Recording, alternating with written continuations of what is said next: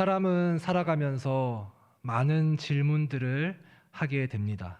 많고 많은 질문들 중에 대표적인 질문을 하나 꼽으라고 하면은 나 자신의 존재에 대한 질문일 것입니다.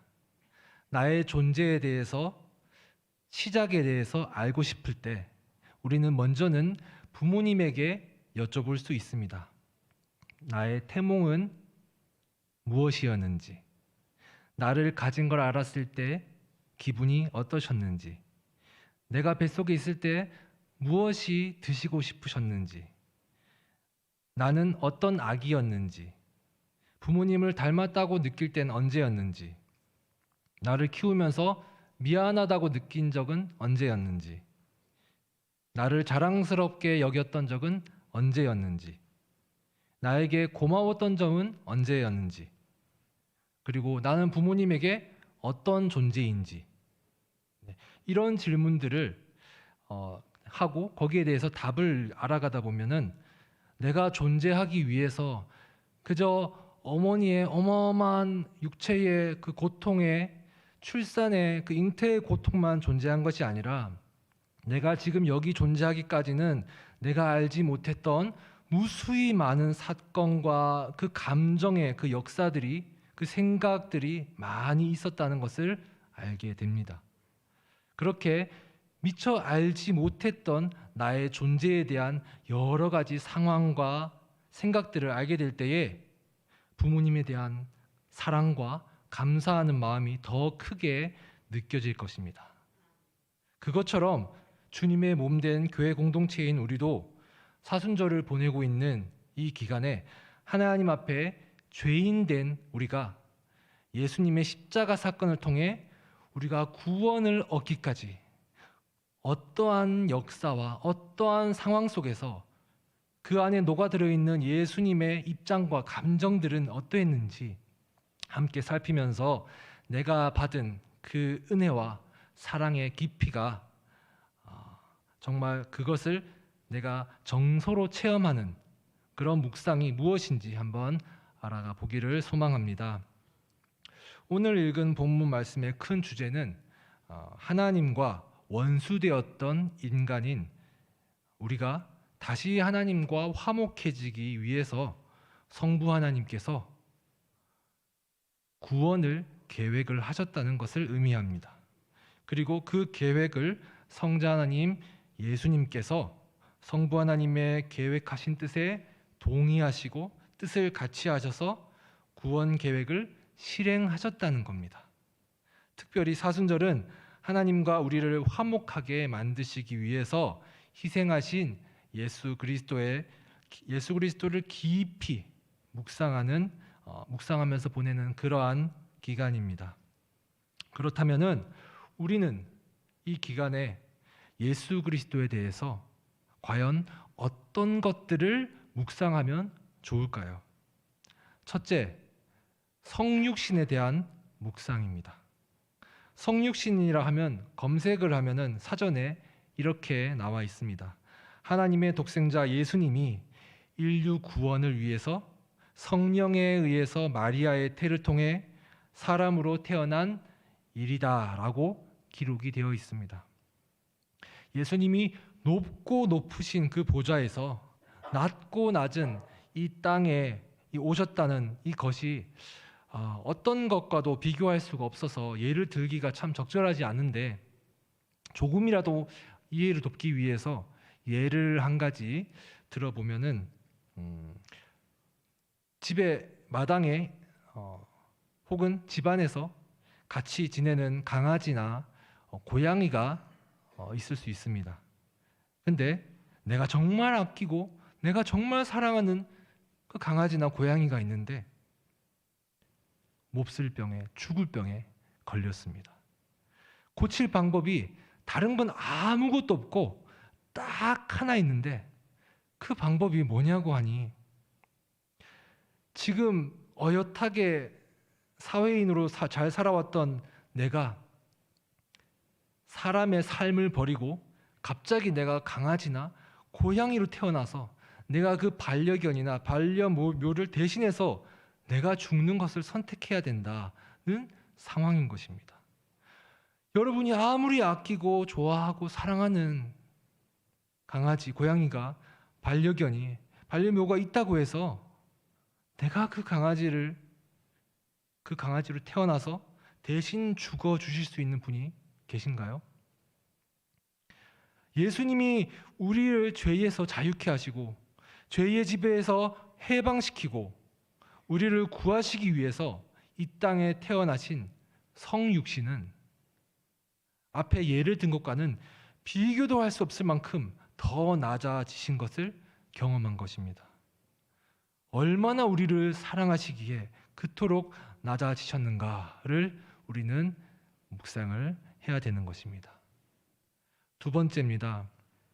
두 번째는 예수님의 육체의 고통에 대한 묵상이 아니라 예수님의 죽으심에 대한 묵상을 해야 된다는 것입니다.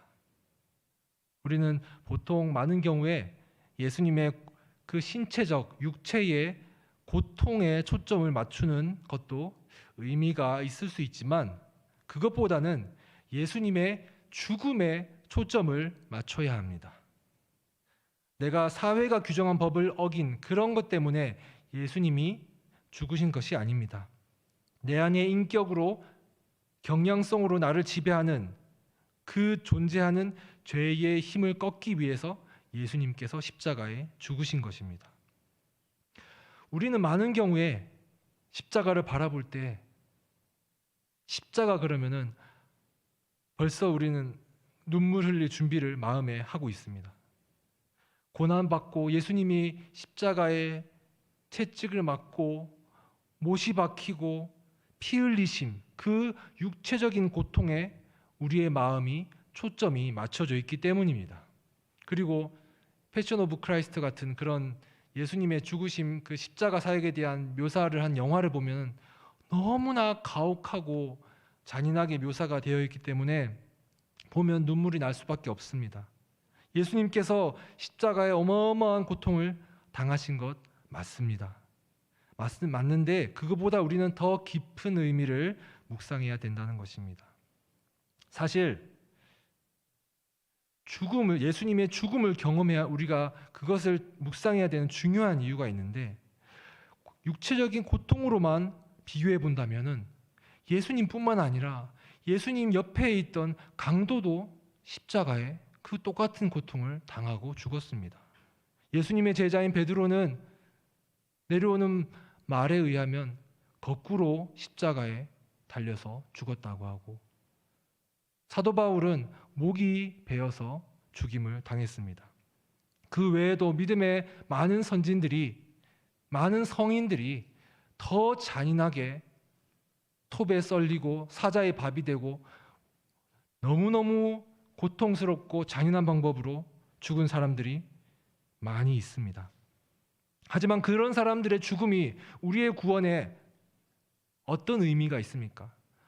더 잔인하게 죽고 더 고통스럽게 죽었다고 해서 그들의 죽음이 우리의 구원에 상관이 있습니까? 아무런 상관이 없습니다. 오직 예수 그리스도의 죽으심이 우리에게 의미가 있기 때문입니다. 그분은 하나님이시기 때문입니다. 십자가로 구원하시는 계획은 우리가 죄인이 되어버려서 성부 하나님이 죄인 된 우리에 대해서 기분이 나빠지셔서 그냥 잠시 삐졌다가 성자 예수님이 그 성부 하나님의 삐지신 거를 기분을 풀어주셔서 그래 내가 한번 봐줬다 이런 정도의 것이 아닙니다.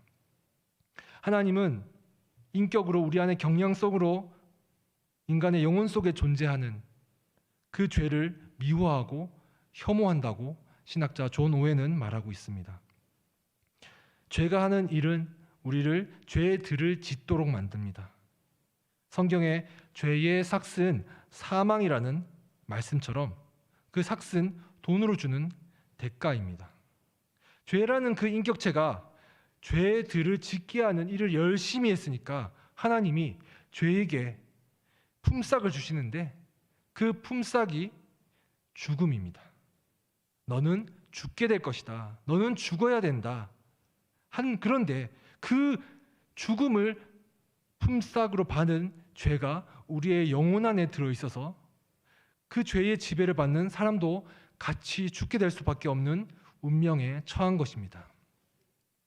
그리고 하나님은 타락한 천사 마귀에게 어떠한 힘을 주십니다.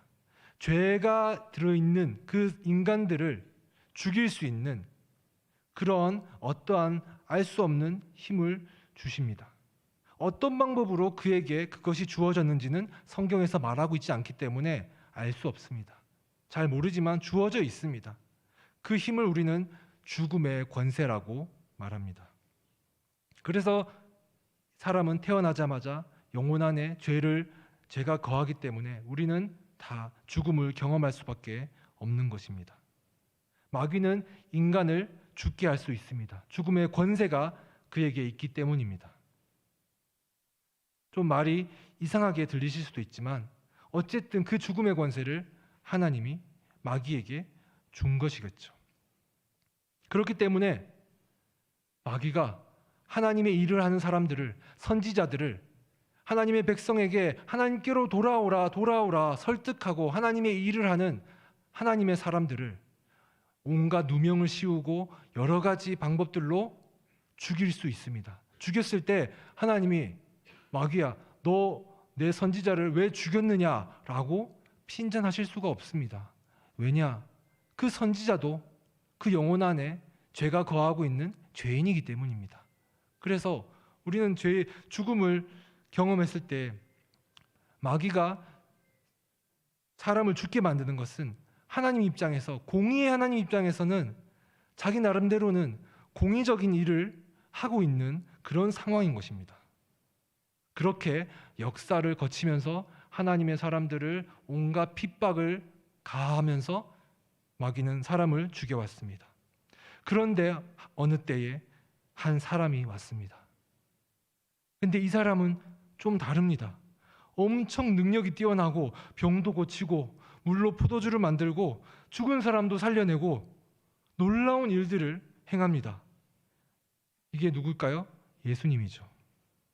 그런데 이 마귀는 그 사람이 하나님인 것을 알았느냐? 몰랐다는 것입니다. 우리는 전지적 작가 시점에서 성경을 다 보기 때문에 예수님은 당연히 하나님의 아들이시고 하나님이시다.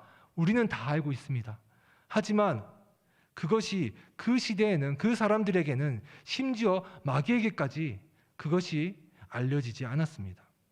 그래서 마귀가 예수님을 시험한 것도 하나님의 어떠한 큰 일을 하는 사람이니까 그토록 이스라엘 백성들이 기다려온 메시아인지 그 영웅인지 시험하기 위해 여러 가지 시험을 했다는 것입니다.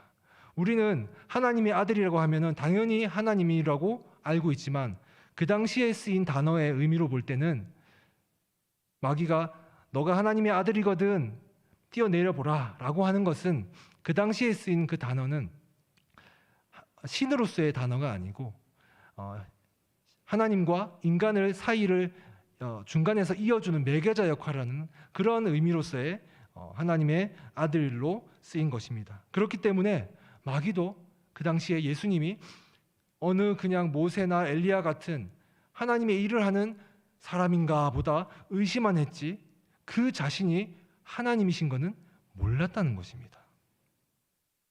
그래서 여러 가지 하나님의 선한 일을 하고 하나님의 일을 하기 때문에 늘 그래왔던 것처럼 마귀는 온갖 누명을 씌우고 신성모독이라는 누명을 씌우고 예수님을 죽게 만들어서 십자가의 죽음을 이르게 합니다.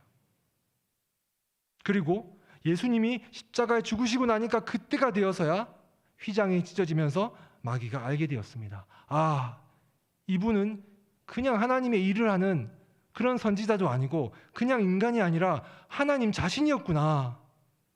내가 그 성부 하나님의 그 십자가의 그 계획에 내가 당해버렸구나. 그것을 깨달았다는 것입니다.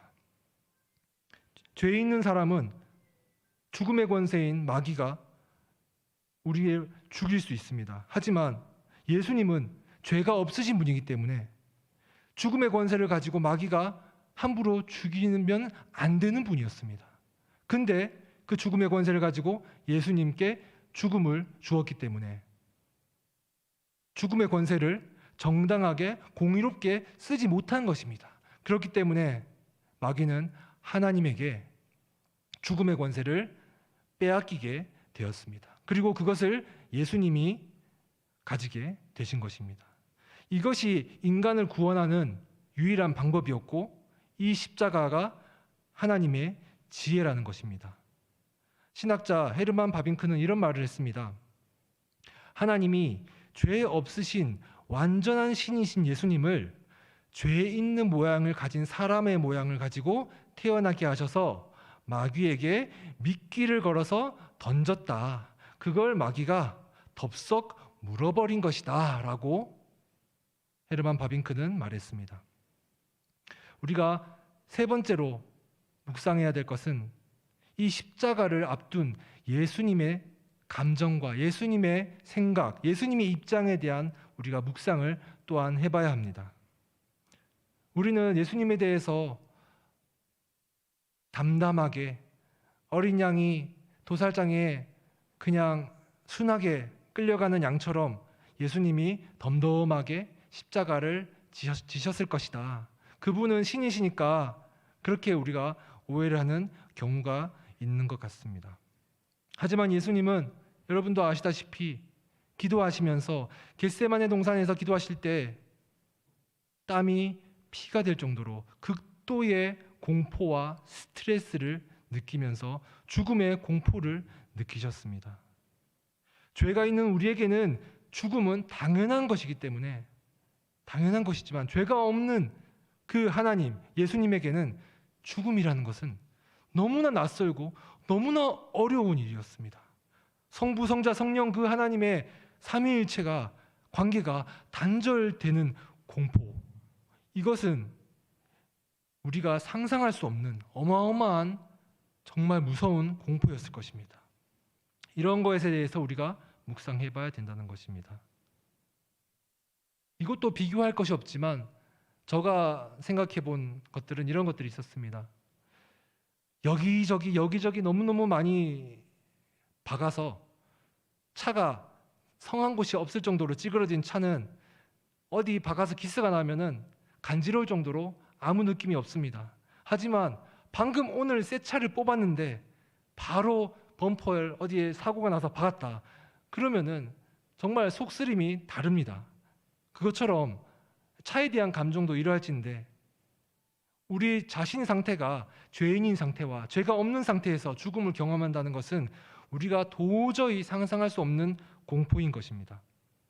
예수님은 신이니까 우리보다 뭔가 맷집도 좋을 것 같고 아프지도 않을 것 같고 덜 두렵고 그래도 담담하게 임했을 것이다. 능력도 있으시고 잘 참으시고 견디셨을 것이다. 하지만 예수님은 우리와 우리의 생각과 달리 죄가 없으실 뿐 육체적으로는 우리와 같았기 때문에 죄가 없으신 그분이 죽음을 경험한다는 것은 우리가 결코 예상할 수도 없는 그러한 두려움이었을 것입니다. 최근에 많이 회자되었던 드라마 더 글로리라는 드라마가 있습니다. 학교 폭력에 대해서 그걸 당했던 주인공이 시간이 지나서 복수를 하는 그런 드라마입니다. 그것에 대해서 그 피해자가 당한 상황을 잘 모르고 복수하는 것을 볼 때는 와, 너무 심하게 하는 거 아닌가라는 생각이 들었던 적이 있었던 것 같습니다. 제가 그때는 요약 보기를 했었는데 요약으로 보다가 다시 전편을 다시 보니까 와, 저렇게 너무너무 처참한 괴롭힘을 당했구나. 그 피해자의 상황이 제 마음속에 감정이 정서가 반응을 하니까 그 복수하는 것도 더 복수해야지, 너무 복수를 저 정도면 덜 하는 거 아닌가라는 생각이 들 정도로 너무나 그 피해자가 당한 것이 절대로 잘못 없는 사람이 그렇게 당하는 것이 너무나 부당한 처사라는 것이 저의 마음을 크게 움직였습니다. 예수님도 마찬가지입니다. 우리가 죄 없는 사람이 십자가에 달려 죽는다는 것은 이런 것도 제가 생각해 봤습니다. 교도소를 들락날락하는 어떤 죄수가 있는데 그 사람도 교도소에 들어가는 것을 기분 좋아하지 않습니다. 기분 나쁩니다. 어떡하다 또 걸려가지고 또 들어가네. 들어갔는데 독방에 들어가게 됩니다. 독방에 들어가는 것 굉장히 싫어합니다. 좋아하지 않습니다. 하지만 그런 사람과 달리 저 시골에서 평생 순박하게 평생 농사만 짓고 남에게 피해 한 번 입힌 적이 없는 사람이 어떤 누명을 써서 아주 심한 누명을 써서 범인으로 몰려서 그 사람이 교도소에 가게 된다. 어떠한 범인으로 몰리게 되었다. 이런 상황에 처하면은 그 사람은 잠을 못 자죠. 그 충격과 공포가 너무나 억울해서 마음에 화병이 생길 그 정도의 억울함입니다. 우리가 예수님이 그 당시에 죄가 없으신데 십자가에 죽으시는 것이 얼마나 우리 입장에서는 감사하고 너무나 감사한 일이지만 예수님의 인간적인 입장에서는 너무나 억울하고 무섭고 공포스럽고 두려운 상황이었을 것입니다. 하지만 그럼에도 불구하고 하나님의 뜻에 순종하신 예수님의 모습을 우리는 볼 수 있습니다. 그러면은 그리스도를 묵상하는 것이 우리의 삶에 어떤 마음과 어떤 태도로 우리에게 적용이 되어야 할까요? 마태복음 16장 24절에는 말씀합니다. 이에 예수께서 제자들에게 이르시되 누구든지 나를 따라오려거든 자기를 부인하고 자기 십자가를 지고 나를 따를 것이니라. 즉 자신을 부정하는 자기 부인의 태도를 가져야 된다는 것입니다. 예수님은 기도를 하시면서 할 수 있거든 이 잔을 옮겨달라고, 이 십자가의 사역을 안 했으면 좋겠다고 인간적인 마음으로 기도를 하셨지만 공포와 두려움에 떠시면서도 결국에는 하나님의 뜻을, 성부 하나님의 뜻을 위해서 자신의 인성의 뜻을 성부 하나님께 맞추셨습니다. 하나님을 믿는다는 것은 그 예수님처럼 나를 부인하는 것입니다. 자기 부인이 무엇입니까? 사전적 정의는 이렇습니다. 자기 자신과 아무 관계없는 사람처럼 행동한다는 의미입니다. 자기 자신을 완전하게 거절하는 의미입니다. 성경적인 개념으로 보면 옛사람이 내가 추구하던 것을, 그 옛사람이 추구하던 선택과 판단 이런 것을 완전하게 거절하는 것을 의미합니다. 자기를 부인하고 자기의 십자가를 지는 것에 우리는 자칫 오해를 할 수 있습니다. 오해를 하면은 이렇게 됩니다. 자기를 부인하고 십자가를 지고 따르라고 하셨으니까 나의 십자가는 무엇일까 생각해 보게 됩니다. 나의 십자가는 맞아. 우리 부모님이 나에겐 내 인생의 큰 숙제지. 그래 맞아. 우리 부모님 나한테 십자가야. 내 자녀, 내 자식 문제 이 큰 십자가지. 내 형제, 자매 감정의 골이 깊어져 가지고 도저히 회복될 수 없는 그 관계. 그것도 나의 십자가지. 부부의 문제, 혹은 직장의 문제, 학교의 문제, 친구와의 문제, 질병의 문제, 경제적인 문제까지 그런 현실의 일상의 문제들이 나에게 십자가지만 내가 그걸 힘들지만 끌어안고 간다. 이것이 나의 십자가를 지는 것이다. 라고 오해를 할 수 있는데 성경에서 말하는 자기 부인은 이러한 일상생활에서 나오는 문제들을 힘들지만 억지로 버티고 견디면서 끌어안고 감당해라. 이것이 십자가를 지라는 것이 아닙니다. 자기를 부인하고 십자가를 지라는 것은 하루하루 최선을 다해가면서 나의 삶을 견디면서 살아가는 것이 아니라 나의 인간적인 자아를 죽이라는 의미입니다. 내가 끌어안고 가야 할 여러 가지 삶의 문제들이 아닌 내가 눌러도 자꾸 살아나오는 그 욕구, 욕망, 그 판단 이러한 것들을 십자가에 매달아 죽이라는 뜻입니다. 갈라디아서 2장 20절은 말씀합니다. 내가 그리스도와 함께 십자가에 못 박혔나니 그런즉 이제는 내가 사는 것이 아니요 오직 내 안에 그리스도께서 사시는 것이라. 이제 내가 육체 가운데 사는 것은 나를 사랑하사 나를 위하여 자기 자신을 버리신 하나님의 아들을 믿는 믿음 안에서 사는 것이라. 아멘. 하지만 구원받은 성도라도 우리는 영혼 가운데 죄성에 항상 노출되어 있습니다.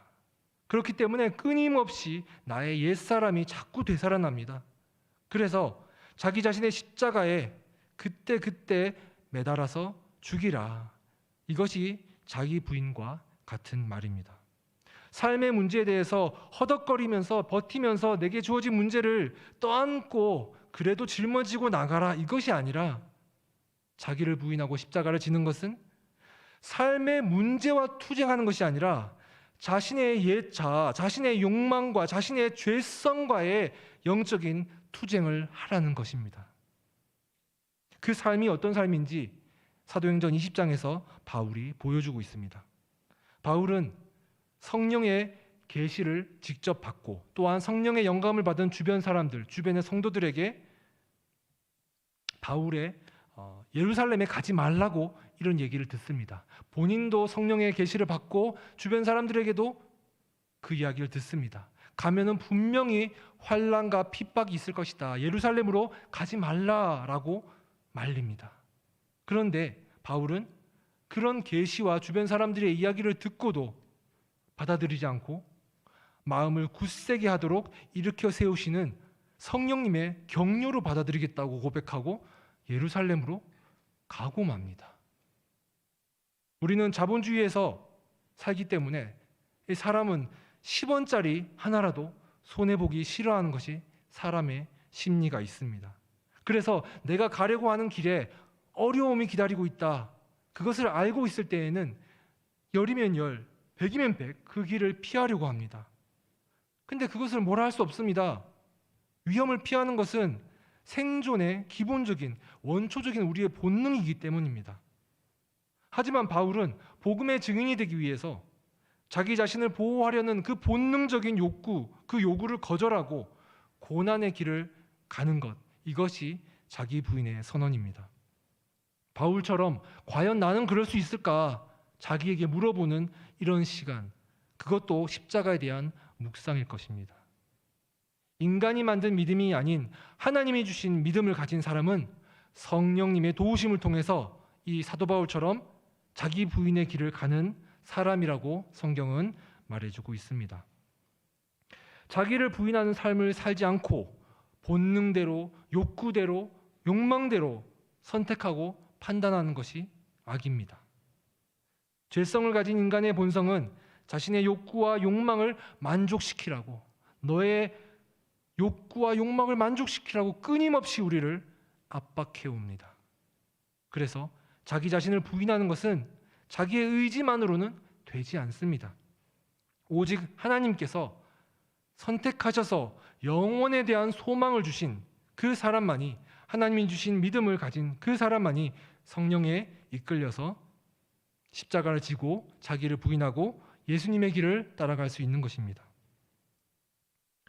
하나님이 전능하신데 그냥 하나님의 전능하신 능력으로 우리의 마음을 다 바꾸셔서 신앙 좋게 만드시면 되고 다 한 번에 구원하시면 되는데 왜 굳이 하나님이 십자가라는 것을 통해서 우리에게 구원을 주셨는가?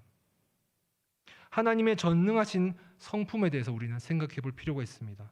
하나님의 전능하심이란 억지로 우리의 마음을 강제로 바꾸지 않고 타인의 의지와 충돌하지 않으면서 그 타인의 의지에 개입하셔서 그 의지를 바꾸어 내시는 것, 그것이 하나님의 전능하심입니다. 십자가는 그렇게 우리의 정서에 호소하는 구원의 방식입니다. 그 방식의 절정이 십자가 사건이라는 것입니다. 그렇기 때문에 우리는 십자가를 어떠한 공식을 외우듯이 논리적으로 이해하고 납득하고 받아들이라고 결단하라고 강요하는 것은 잘못입니다. 십자가의 그 구원은 우리의 정서에 호소하는 구원의 방식이기 때문입니다. 그래서 우리를 죄에서 구원하시기 위한 방법을 위해서 하나님이 마귀를 속이면서까지 하나님의 지혜를 사용하면서 우리를 사랑하였다라는 이 하나님의 사랑을 기억하면서 우리는 자신의 의지를 꺾고 자기를 부인하고 우리를 위하여서 십자가를 지신 예수님을 닮아가면서 매일의 일생과 우리의 인생 가운데 나를 부인하는 그 치열한 싸움을 싸워 나가시는 생명력을 가지는 우리 봉산교회 모든 성도님들 되시기를 주님의 이름으로 축복합니다. 기도하겠습니다. 하나님, 저희들은 죄인입니다.